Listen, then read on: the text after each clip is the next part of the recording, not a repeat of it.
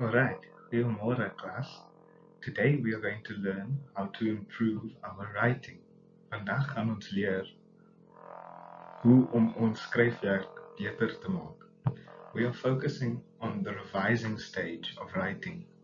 So ons gaan fokus vandag op die hersiening van skryfwerk.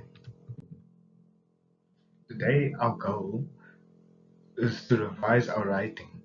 So vandag se doel is om ons skryfwerk te hersien.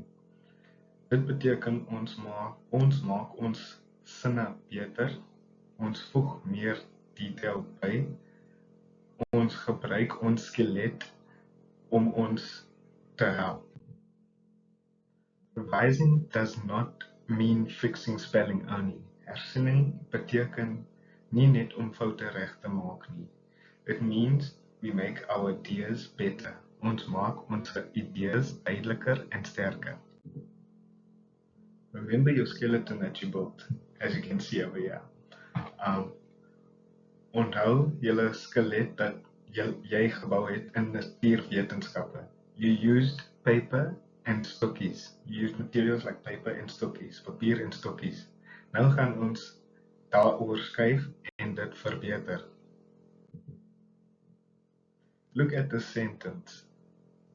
Kyk na hierdie sin. Ek het papier gebruik. This sentence is correct, but it's also too simple. Dit gee nie genoeg inligting nie. To improve our writing, we ask questions. Ons vra vrae soos: hoekom het jy papier gebruik? En wat het jy gemaak? These questions help us to add detail. Now, I can improve my sentence. Ek het papier gebruik om die bene van die skelet te maak. Now it is better. Nou is dit meer duidelik en beskrywend. Now let's add another idea. Ek het stokkies gebruik. Now we need to improve it. Daarna het ek stokkies gebruik om die skelet te ondersteun. We use words like daarna to connect ideas. Dit help met saamhang, cohesion, which is cohesion. Now you will work with a partner, lees mekaar se paragrawe en help mekaar verbeter. Use questions such as: maak jou sinne sin. So does your sentences make sense?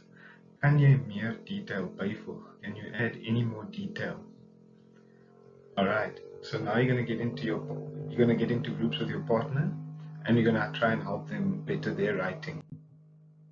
Remember, good writers always revise their work. Goeie skrywers hersien altyd hulle werk. We add detail to make our ideas clear. Dit help ons om beter paragrawe te skryf. Baie dankie.